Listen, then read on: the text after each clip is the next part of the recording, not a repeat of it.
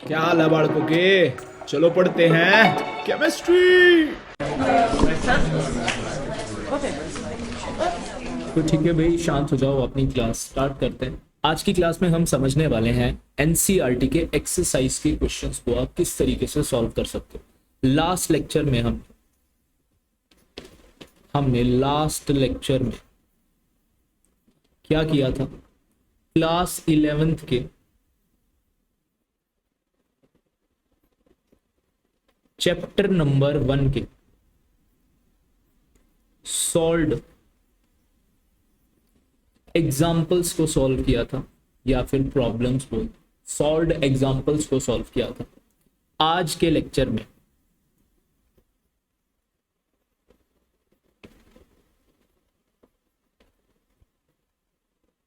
हम same class 11th chapter number 1 के exercise के क्वेश्चन को सॉल्व करने वाले हैं। स्टार्ट करते हैं बिना किसी देरी के अपनी क्लास। क्वेश्चन नंबर 1 आपकी स्क्रीन पर, तो जल्दी से इसे जूम इन कर लेते हैं, देखते हैं क्या लिखा है हमारे क्वेश्चन में। ध्यान से पढ़ो। हमको मोलर मास कैलकुलेट करना है। क्या कैलकुलेट करना है भैया? हमें मोलर मास कैलकुलेट करना है। फर्स्ट पे हमें किसका कैलकुलेट करना है? वाटर का। तो देखो भाई, इसमें दो तो हाइड्रोजन है और एक इसमें ऑक्सीजन है। क्या आप इस तरीके से लिख सकते हो? लिख सकते हो। हमको पता है हाइड्रोजन का मॉलिक्यूलर मास 1 होता है और ऑक्सीजन का 16 होता है। नहीं पता था तो याद कर लो, कोई ज्यादा बड़ी बात नहीं। क्या आ जाएगा? 18। यूनिट क्या होगी? ग्राम पर मोल। समझ में आया? बिल्कुल समझ में आया होगा, बहुत ही आसान। सेकंड हम करते हैं CO2 के लिए। मैंने फिर से लिख लूंगा, देखो कार्बन 1 है, ऑक्सीजन 2 है। कार्बन का मॉलिक्यूलर मास होता है 12, 16 प्लस 16, आंसर कितना आ जाएगा? 16 16 32 32 और 12 44 ग्राम पर मोल हमारा आंसर आ जाएगा। CH4 का तो बहुत सारे स्टूडेंट्स को पता भी चल गया होगा कि आंसर क्या आने वाला है आपका। एक कार्बन है, 4 हाइड्रोजन है।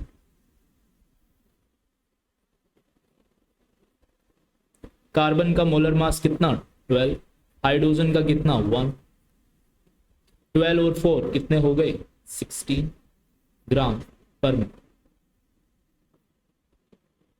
बहुत आसानी से हमने क्वेश्चन नंबर 1 को सॉल्व कर लिया, आपको समझ में आ भी गया होगा। चलते हैं नेक्स्ट क्वेश्चन पे, देखते हैं जूम इन करके क्या है हमारा क्वेश्चन। जल्दी से रीड करते हैं। यहां पे लिखा है कैलकुलेट द मास परसेंट। हमारा क्वेश्चन का टॉपिक क्या होने वाला है? मास परसेंट निकालना है भैया। किस किस का निकालना है? डिफरेंट एलिमेंट्स, मतलब जितने एलिमेंट्स हैं इसमें सबका मास परसेंट निकालना है। और हमको दे क्या रखा है? Compound sodium sulphate. बात सही है। तो Na2SO4 यहां पे एक हमारी हेल्प हो गई है कि इसने हमको मॉलिक्यूलर फॉर्मूला दे रखा है। अगर नहीं दिया होता तो बहुत सारे स्टूडेंट्स को तो सोडियम सल्फेट का फॉर्मूला भी नहीं आता। Molar mass of sodium sulphate. अगर मेरे को मोलर मास कैलकुलेट करना, आप जानते हो, 2 तो इसमें सोडियम है, मैं इस तरीके से लिख सकता हूं। 1 यहां पे मेरे को सल्फर दिख रहा है और 4 मेरे को ऑक्सीजन दिख रहा है। बात सही है? बात सही है। सोडियम का मोलर मास 23 होता है। नहीं याद था तो याद कर लो, अगर आपको आता था तो बहुत अच्छी बात है। सल्फर का कितना होता है? ऑक्सीजन के जस्ट डबल होता है। कितना होता है? ऑक्सीजन के जस्ट डबल, 32 प्लस 4 ऑक्सीजन है, 4 × 16 मैं कर दूंगा। बात बिल्कुल सही है। आप इसको ऐड अप करके देखो कितना आ जाएगा भाई? 142। यूनिट क्या हो जाएगी? ग्राम पर मोल। सर इतना तो हमने कर लिया, पर हमने इसको कैलकुलेट क्यों किया है? क्योंकि यार देखो, अभी हम निकालने वाले हैं। सबसे पहले मैं निकालता हूं, आप फर्स्ट में ही समझ जाओगे। मास परसेंट किसके लिए निकाले भाई? फर्स्ट के लिए निकाल लेते हैं, सोडियम के, ऑफ सोडियम। सोडियम का मास इस मॉलिक्यूल के अंदर कितना? 2 बार सोडियम आ रहा है, 23 प्लस 23, तो सोडियम का मास आ जाएगा, डिवाइड में आ जाएगा टोटल मास। टोटल मास कितना है? 142। और हमको परसेंटेज निकालनी है, इसलिए मैं इसको मल्टीप्लाई कर दूंगा 100 से। बात समझ में आई? यानी आंसर आप निकाल सकते हो। इसी तरीके से हम मास परसेंट, नेक्स्ट अपना एटम कौन सा आ रहा है, Na के बाद आ रहा है सल्फर, तो सल्फर के लिए निकाल सकते हैं। सल्फर का मास कितना आ रहा है सर हमने देखा था एक ही सल्फर था तो 32 मास आ रहा है, तो मैं लिख सकता हूं 32 डिवाइड 142 टोटल मास, परसेंटेज के लिए इनटू में 100 मैं कर दूंगा। बात समझ में आई? बहुत आसानी से हम ये क्वेश्चन अटेम्प्ट अब कर सकते हैं। मास परसेंट का कभी भी आपको क्वेश्चन आएगा तो आपको सिंपल सी चीज करनी है, जिसका निकालना है उसके मास को डिवाइड कर देना है उस पूरे मॉलिक्यूल के या फिर कंपाउंड के मास के साथ। इसके बाद ऑक्सीजन रह गया। ऑक्सीजन कितना है भाई? 64 आ जाएगा। 16 इंटू 4 करोगे आप तो 64 को डिवाइड में कर दूंगा 142 से, मल्टीप्लाई में 100। बात सही है? आपने इसकी कैलकुलेशन कर ली होगी। मैं एक बार आंसर आप देख लो, यही आपकी कैलकुलेशन का आंसर आ रहा है या नहीं। ये 54 आ जाएगा और यहां पे आ जाएगा 45.07। तो इस तरीके से आप मास परसेंट के क्वेश्चन सॉल्व कर सकते हो। बात समझ में आई या नहीं? नेक्स्ट क्वेश्चन देखो भाई, फिर से मोस्ट इंपोर्टेंट क्वेश्चन आ रहा है अपना एम्पेरिकल फॉर्मूले वाला। जो स्टूडेंट्स एम्पेरिकल फॉर्मूले के क्वेश्चन से डरते हैं वो आज के बाद उनको डरने की जरूरत नहीं है। हम समझते। Determine the empirical formula of an oxide. Oxide किसका है? आयरन का है। मतलब कि यहां से हमको समझ में आ रहा है FeXOY, इस फॉर्म में हमको कोई फॉर्मूला मिलने वाला है विच हैज 69.9% आयरन और 30.1% दे रखा उसने डाइऑक्सीजन। देखो अब हमको क्या करना है, लास्ट क्वेश्चन अगर आपने लास्ट लेक्चर देखा था तो हमने उसमें एम्पेरिकल फॉर्मूले का सवाल सॉल्व किया था, वैसे ही करना है। देखो जितने एलिमेंट्स है सबसे पहले एलिमेंट्स लिख लेने हैं, फिर हम एक टेबल बनाएंगे। सबसे पहले इनकी परसेंटेज अगर मेरे को दी है तो मैं इनके डायरेक्टली मास लिख सकता हूं। देखो आयरन कितना दिया? 69.9 मास है, मैं लिखूंगा ग्राम। ये कितना दिया? 30.1 ग्राम।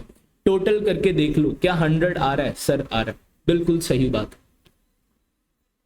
इसके बाद हम क्या निकाल सकते हैं? इनके मोल्स। मोल्स कैसे निकालेंगे लास्ट लेक्चर में बताया था, नहीं देखा तो मैं अभी बता देता हूं। इनके मोलर मास से जस्ट मेरे को डिवाइड करना है। आयरन का मोलर मास होता है 55.85। अगर मैं ऑक्सीजन में देखूं तो 30.1 को मैं किससे डिवाइड कर दूंगा? 16 से। अभी तक तो आपको याद हो भी गया होगा कि ऑक्सीजन का मॉलिक्यूलर मास 16 होता है। अगर मैं इसको सॉल्व करूंगा आंसर आ रहा है 1.25। इसको मैं सॉल्व करूंगा आंसर आ रहा है मेरा 1.88। बात सही है? बिल्कुल सही। इसके बाद मैं क्या निकाल सकता हूं? अपना सिंपलेस्ट रेशो। सिंपलेस्ट रेशो के लिए जो इन दोनों में छोटा नंबर है उसको ही मैं दोनों से डिवाइड कर दूंगा। जैसे कि इसको डिवाइड कर सकता हूं 1.25 से और इसको मैं डिवाइड कर सकता हूं 1.25 से। यदि इसको मैं सॉल्व करूंगा 1 आ जाएगा, इसको मैं सॉल्व करूंगा 1.5 आ जाएगा। अब देखो भाई किसी को अगर यहां से मैं देखूं तो x की वैल्यू आ रही है मेरी 1, कोई दिक्कत नहीं है। y की वैल्यू 0.5 आपने कभी भी ऐसा लिखा हुआ नहीं देखा होगा। इसी कारण से हम इसको क्या करेंगे? सिंपलेस्ट होल नंबर के रेशो में कन्वर्ट करेंगे। देखो मैं क्या कर रहा हूं इसे, सिंपलेस्ट होल नंबर। तो होल नंबर में आने के लिए मैं इसको मल्टीप्लाई बाय 2 कर देता हूं दोनों को ही। तो मैं मल्टीप्लाई बाय 2 कर दूंगा, यहां पे आंसर आ जाएगा 2 और यहां पे आंसर आ जाएगा। बिल्कुल सही बात है, यहां तक आपको समझ में आ गया होगा। तो मेरे को मेरा एम्पेरिकल फॉर्मूला मिल गया। मेरे को मेरा एम्पेरिकल फॉर्मूला मिल गया। क्या मिला? Fp तो मिले हैं जी 2, ऑक्सीजन मिले हैं 3। आगे जाके एक क्वेश्चन आने वाला है जिसमें कि सेम डाटा दिया है, तो मैं ये डाटा यूज करने वाला हूं। तो ये क्वेश्चन आगे जाके एक और क्वेश्चन में हेल्प आने वाली है सेम कैलकुलेशन की, तो वहां पे हम ये सॉल्व नहीं करेंगे। बात समझ में आ रही है? यहां तक बात समझ में आई? देखो एम्पेरिकल फॉर्मूला ही हमें निकालना था, एम्पेरिकल फॉर्मूला हमने निकाल लिया। बात समझ में आ गई होगी। चलते हैं नेक्स्ट सवाल पर। 1.4 जूम इन करते हैं, समझने की कोशिश करते हैं। Calculate the amount of carbon dioxide that could be produced when 1 mole of carbon is burned in air. यहाँ पे भाई सिंपल सी रिएक्शन दी है, आपने लास्ट लेक्चर देखा है तो हमने वहां पे कंबशन की रिएक्शन सीखी थी। कंबशन क्या होता है, एडिशन ऑफ O2 करना होता है। यहाँ पे किसके साथ दिया है, carbon is burn in air, तो कार्बन के साथ हमें O2 का रिएक्शन करना, आपको पता है क्या बन जाएगा, CO2 बन जाएगा। बात बिल्कुल सही है, क्वेश्चन को सॉल्व करना स्टार्ट कर। इस पेज पे हम सॉल्व कर रहे होंगे अपना पार्ट नंबर 1। देखो तो हम रिएक्शन लिख लेते हैं सबसे पहले। तो अब अगर ध्यान से देखें, गिवन इंफॉर्मेशन किसकी है, हमें कार्बन की, और निकालनी किसकी है, अगर आपने क्वेश्चन पढ़ा है calculate the amount of carbon dioxide, carbon dioxide की इंफॉर्मेशन निकालनी है। तो मैं इन दोनों को लेके चलूंगा इनकी स्टोइशियोमेट्री के साथ। इसकी स्टोइशियोमेट्री कितनी है 1, इसकी स्टोइशियोमेट्री कितनी है 1, तो मैं ऐसा लिख सकता हूं कि 1 mole of carbon produce 1 mole of CO2। बात सही है, बात सही है। तो यहां पे जब इसके 1 मोल होंगे तो इसका आंसर भी आ जाएगा भाई क्या, 1 मोल। लेकिन अमाउंट दिया है, अमाउंट हम मास में कन्वर्ट भी कर सकते हैं, कन्वर्ट कर लेंगे। मोल्स हमको दिए हैं तो मास निकालना है अगर मेरे को, तो मैं नंबर ऑफ मोल्स को इसके मॉलिक्यूलर मास से मल्टीप्लाई कर सकता हूं। तो 1 मोल है मॉलिक्यूलर मास, अभी हमने कैलकुलेट किया था 44, तो आंसर क्या आ जाएगा 44 ग्राम ऑफ CO2। बात समझ में आई है नहीं, तो ये हो जाएगा हमारा आंसर। बहुत सिंपली हमने इसका पार्ट 1 सॉल्व कर लिया। अब चलते हैं अपने पार्ट 2 पे। यहां पे हम इसका पार्ट 2 सॉल्व करना चाहते हैं। देखो इसमें भी सेम ही रिएक्शन है, carbon is burn in air, बात सही है। डाइऑक्सीजन यहां पे तो दिया भी है, तो दोबारा से वही सेम रिएक्शन में लिख लूंगा भाई। देखो कोई दिक्कत, कोई भी दिक्कत नहीं है। यहां पे सेम 1 मोल दे रखा है कार्बन, और यहां पे 16 ग्राम ऑक्सीजन भी दे रखा। अब यहां पे एक चीज है समझने की, लास्ट लेक्चर में देखा था हमने लिमिटिंग रिएजेंट किस तरीके से फाइंड आउट करते हैं, तो नहीं देखा मैं दोबारा से बता देता हूं। देखो जब भी हमें किसी 2 सब्सटेंस की इंफॉर्मेशन दे रखी हो तो हमको कैलकुलेट करना पड़ेगा कि अपना लिमिटिंग रिएजेंट की तरह एक्ट कौन कर रहा है, तो उसी के हिसाब से हमें आंसर देना होगा CO2 का। तो जल्दी से इसको भी मोल्स में कन्वर्ट कर लेते हैं। मोल्स में कन्वर्ट अगर मैं करना चाहता हूं तो इसके मोलर मास से डिवाइड कर दूंगा, कितना आ जाएगा भाई 0.5 मोल। तो यहां से हमें समझ में आ गया कि मेरा कम अमाउंट में डाइऑक्सीजन प्रेजेंट है। बात आई समझ में। तो लिमिटिंग रिएजेंट के अकॉर्डिंग ही मैं CO2 का अमाउंट, बात समझ में आई। अब इन दोनों को लेके मेरे को आगे चलना पड़ेगा। देखो यहां पे लिखूंगा मैं 1 mole of O2 produces 1 mole of CO2। बात आई समझ में, बिल्कुल बात आई। अब मैं O2 के मेरे पास 1 मोल तो है नहीं, है कितने 0.5 मोल। तो जब मैं O2 के 0.5 मोल ले लूंगा तो CO2 के कितने मोल्स बनेंगे 0.5 मोल, बिल्कुल सेम ही तो बनेंगे। बात सही है। यहां पे अगर स्टोइशियोमेट्री सेम होगी तो अमाउंट भी यहां पे सेम आ जाएगा। अब सेम मैं अपना वही सेम फॉर्मूला यहां पे यूज करने वाला हूं मास निकालने के लिए। यहां पे मैं वही सेम फॉर्मूला यूज करने वाला हूं, mass is equal to number of moles into molecular mass. क्या आ जाएगा 0.5 into 44, 22 gram of CO2।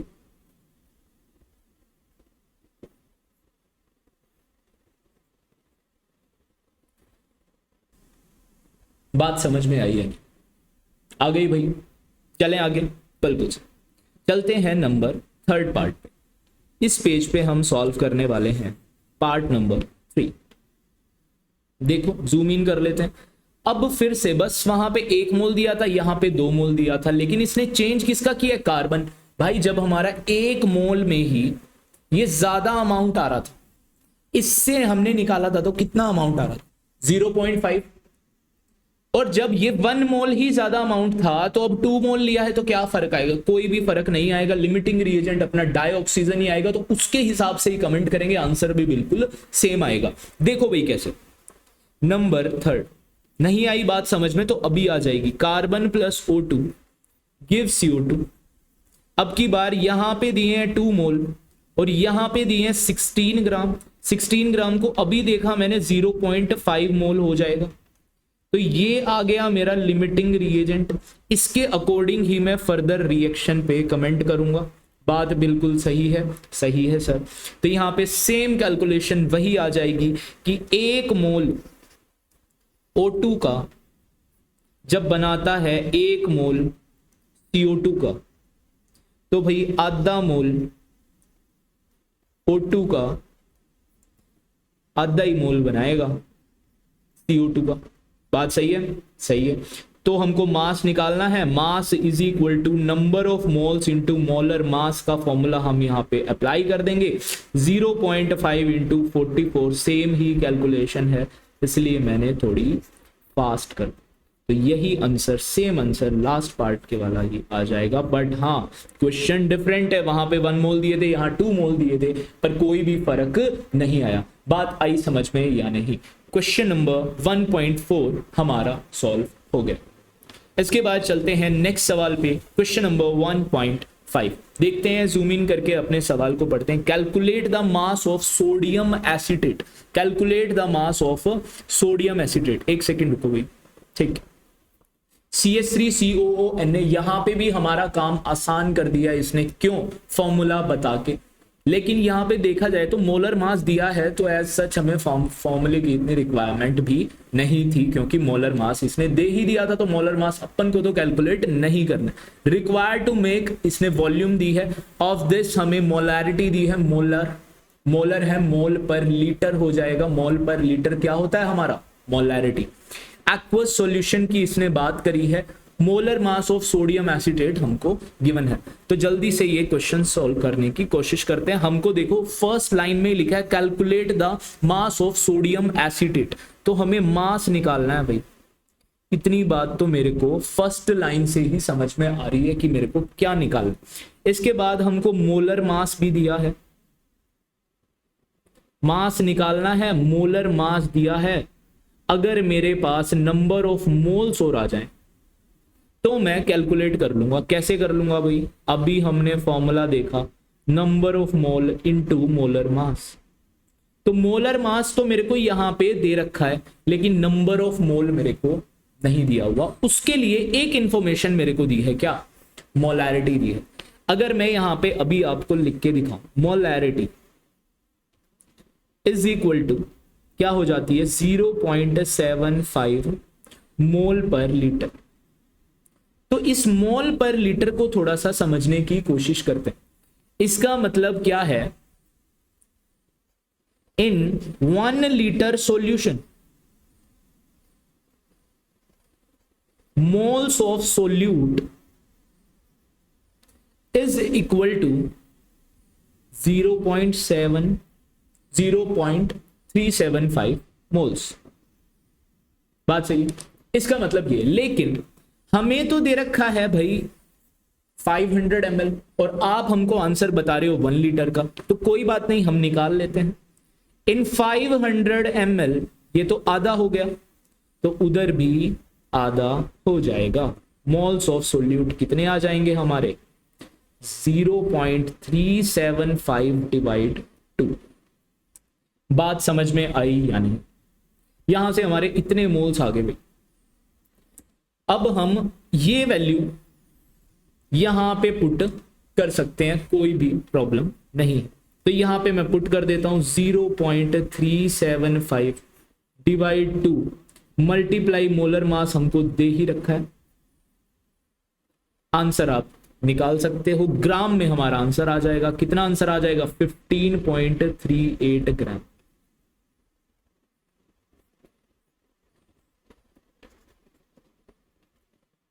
Low visible. बात आई समझ में? क्वेश्चन नंबर 1.5 समझ में आया या नहीं? आ गया भाई? बिल्कुल सही। चलते हैं आगे।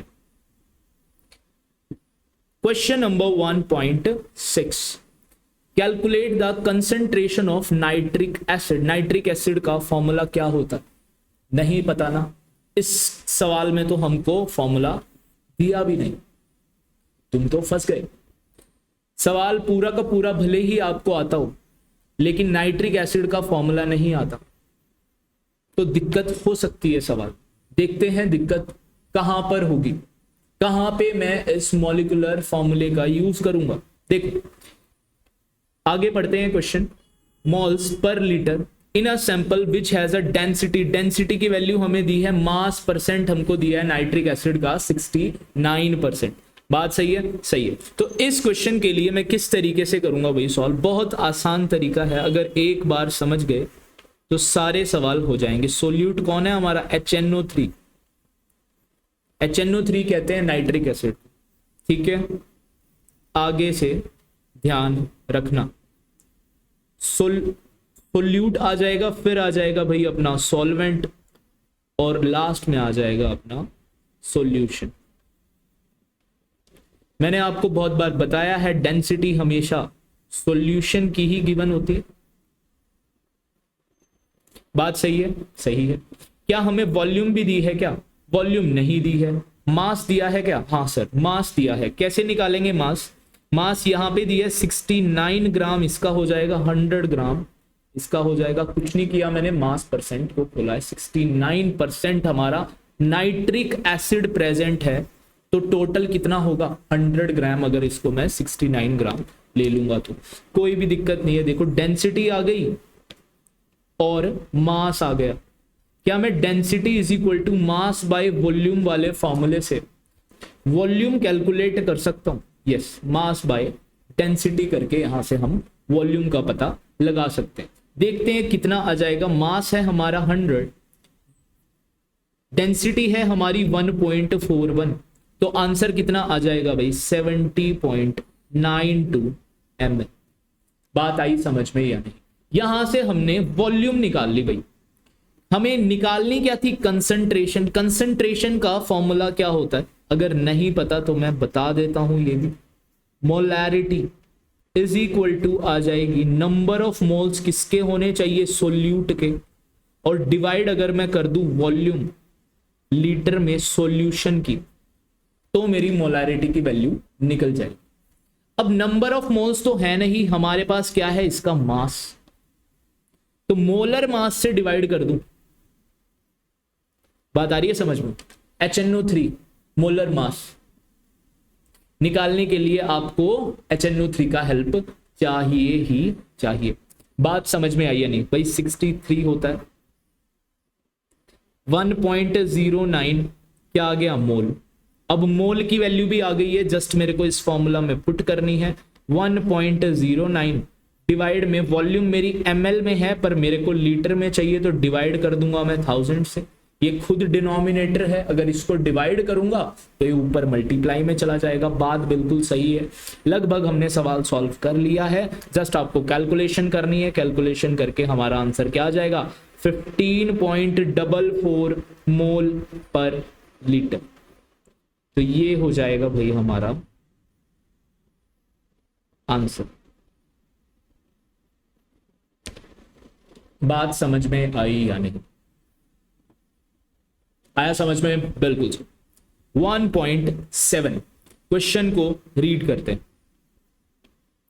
How much copper can be obtained from 100 gram of copper sulphate. यहां पे मॉलिक्यूलर फॉर्मूला दिया है, तो अपने लिए आसान हो सकता है।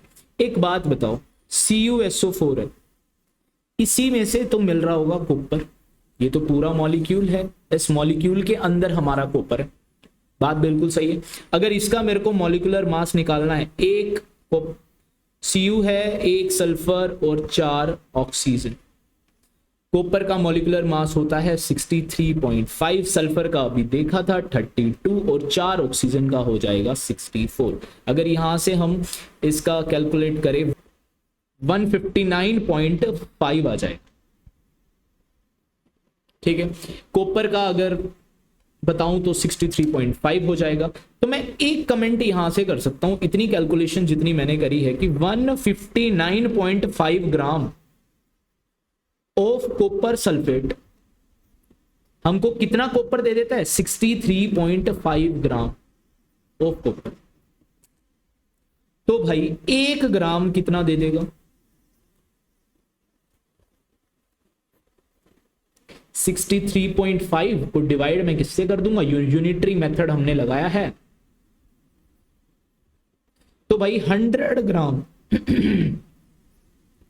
CuSO4 कितना दे देगा, 63.5 डिवाइड 159.5 मल्टीप्लाई में, तो इतने ग्राम कॉपर हमको मिल जाएगा। बहुत सिंपल, मैंने यूनिटरी मेथड का यहां पे यूज किया। आंसर क्या आ जाएगा हमारा, 39.81 ग्राम। बात सही है, समझ में आया, समझ में आ गया होगा, बहुत सिंपल तरीके से हमने समझा है सब। अब चलते हैं नेक्स्ट सवाल पे, क्वेश्चन नंबर 1.8। ये है वो सवाल जहां पे हम क्वेश्चन नंबर 3 की हेल्प लेने वाले हैं। याद आया वो एम्पेरिकल फॉर्मूले वाला सवाल, बिल्कुल सही। देखो, determine the molecular formula, molecular formula हमको निकालना है किसका, ऑक्साइड ऑफ आयरन। क्या आ गया था हमारा क्वेश्चन नंबर 3 से, देखो पहले तो मैं अपनी यही इंफॉर्मेशन लिख रहा हूं। क्वेश्चन नंबर 3 से जब 69.9% दिया था हमें आयरन और 30.1% दिया था ऑक्सीजन, तो हमारा एम्पेरिकल फॉर्मूला आ गया था Fe2O3। ये इंफॉर्मेशन मैं इस सवाल में यूज करने वाला हूं। And which the mass percent this यहां तक हमने देख लिया रेस्पेक्टिवली। हमको क्या बताना है, डिटरमाइन द मॉलिक्यूलर फॉर्मूला और मोलर, और हमको मॉलिक्यूलर मास या फिर मोलर मास कह लो ऑक्साइड का दिया है 159.8। तो भाई चलो सॉल्व करना स्टार्ट करते। हमको एम्पेरिकल फॉर्मूला पता है,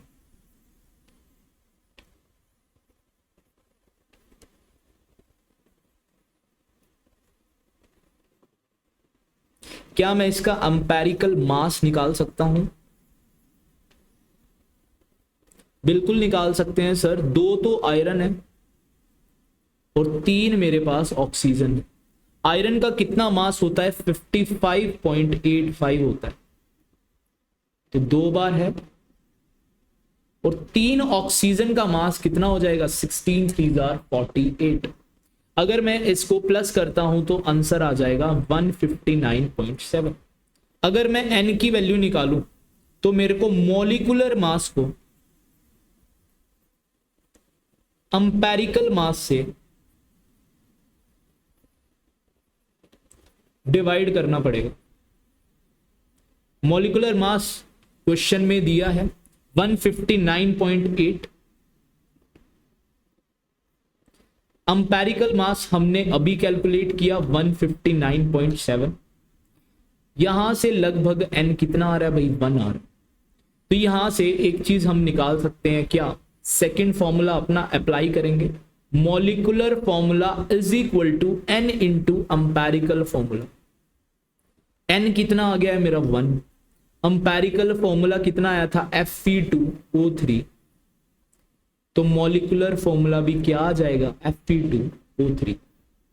तो ये हो जाएगा मेरा मॉलिक्यूलर फॉर्मूला, जो कि हो जाएगा अपना। समझ में आया सवाल या नहीं, बोलो भाई, आ गया सवाल समझ में। चले नेक्स्ट सवाल पे, चलो चलते हैं नेक्स्ट क्वेश्चन पे। 1.9 क्वेश्चन आइसोटोप का क्वेश्चन है, बहुत ही आसान सवाल है, मैक्सिमम स्टूडेंट को ये आता भी होगा। एवरेज एटॉमिक मास हमको निकालना है। कैसे निकालेंगे, बहुत आसान है। जितनी इनकी परसेंटेज हमको अबंडेंस दी है उसको मैं मल्टीप्लाई कर दूंगा इसके मोलर मास से, जो भी आंसर आएगा उसको मैं ऐड कर दूंगा इन दोनों को मल्टीप्लाई करके। बहुत आसान है, देखो कैसे करेंगे। 75.77 को मैं मल्टीप्लाई कर रहा हूँ 34.96 से और ऐड कर रहा हूँ 24.23 को मल्टीप्लाई कर रहा हूँ 36.96 से, और इसको मैं डिवाइड कर दूंगा क्योंकि परसेंटेज की बात है, यहाँ पे हमको परसेंटेज में दिया है वैल्यू, तो मेरे को डिवाइड करना पड़ेगा। आंसर आ जाएगा, हमको पता भी है क्लोरीन का मास हम कितना लेते हैं 35.5, लेकिन आप एग्जैक्ट कैलकुलेशन करके देखोगे तो आंसर आएगा 35.45। बात समझ में आई? ग्राम पर मोल। आ गया, चलते हैं नेक्स्ट क्वेश्चन 1.10। बहुत ही आसान सवाल है। देखो क्या हमको दिया है, 3 मोल्स ऑफ इथेन। इथेन के हमें मोल्स दिए हैं,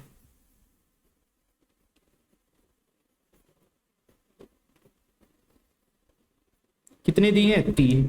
और पूछ लिए हैं number of moles of carbon atom, moles of carbon. तो यहां पे ध्यान से देखो कितने हैं, 2 कार्बन है, तो मैं 2 से ही इसके मोल्स को मल्टीप्लाई कर दूंगा। समझ आया? तो 6 मोल्स आ जाएंगे हमारे कार्बन के।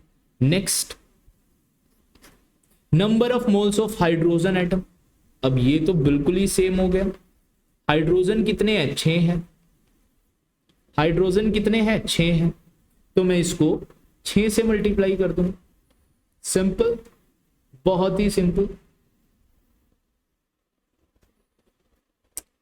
समझ में आया इतना? बिल्कुल आसान।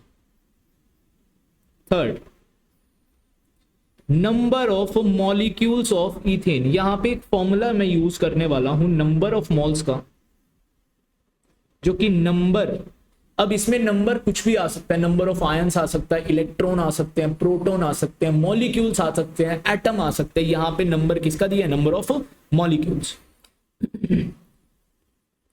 को मैं एवोगैड्रो नंबर से अगर डिवाइड कर दूं, किसी भी नंबर को अगर मैं एवोगैड्रो नंबर से डिवाइड कर दूं, तो आंसर क्या आ जाएगा? हमारा मोल। तो हमको तो नंबर निकालना है। नंबर क्या आ जाएगा? Number of moles into Avogadro number. अब नंबर ऑफ मोल्स मेरे को दिए हैं 3, इंटू कर दूंगा Na। आंसर क्या आ जाएगा? 3 इंटू 6.02 इंटू 10 की पावर 23। अगर मैं इसको मल्टीप्लाई कर दूं तो कितना आ जाएगा? 18.06 इंटू 10 की पावर 23 मॉलिक्यूल्स।